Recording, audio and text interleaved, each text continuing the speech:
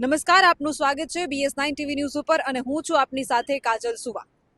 બોટાદમાં જે કડતા કાંડ થયો ત્યારબાદ અનેક ખેડૂતો જે છે તે જેલવાસ ભોગવી રહ્યા હતા અને એમાંથી આજે કેટલાક ખેડૂતોને છોડી દેવામાં આવ્યા છે, એમને જામીન મળ્યા છે. એમાંથી એક ખેડૂત જે છે તેમણે પગપાળા પોતાના ઘર સુધી જવાની માનતા રાખી હતી અને એમને મળવા માટે BS9ની ટીમ જે છે તે રાજકોટથી 6 કિલોમીટર 7 કિલોમીટર જેટલી દૂર એમની પાસે એમની મુલાકાત માટે આવી છે અને તે ચાલીને પોતાના ઘરે જઈ રહ્યા છે. તમારું નામ શું છે અને તમારું ગામ કયું છે? રમેશ રાજાભાઈ મુંદવા, ગામ મોટા બદલા. અને આજે આશરે 48 દિવસ થયા તમે જેલવાસ ભોગવી રહ્યા હતા અને હવે તમારા પરિવારને તમે મળવાના છો, કેવો આનંદ છે?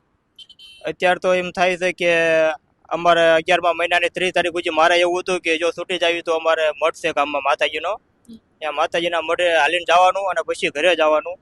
એટલે એ તો એક આનંદ તો અલગ જ હોય ને હાવ. અને મહત્વની વાત એ છે કે ખેડૂતોનું આંદોલન હતું અને ખેડૂતોને કામ આવ્યા છો તો એક ગર્વની લાગણી પણ થતી હશે.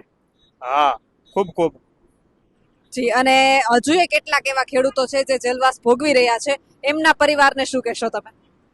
એમના પરિવારને કે હવે ટૂંક સમયમાં એ લોકો હવે બહાર આવી જાય છે અને ઘરે જે વ્યક્તિ છે કોઈ ઉપાધિ કરે નહીં. માતાજી ઉપર કેટલી આસ્થા છે? તમારી માનતા પૂરી થઈ છે 30 તારીખ પહેલા જેમ તમે માનતા રાખી હતી? માતાજી ઉપર વિશ્વાસ હતો એટલે તો આ માનતા રાખી હતી કે બધા લોકો નિર્દોષ છે, કે 30 તારીખ સુધીમાં કે જેમ જેમ બને ત્યાં સુધી બધા છૂટા થઈ જાય.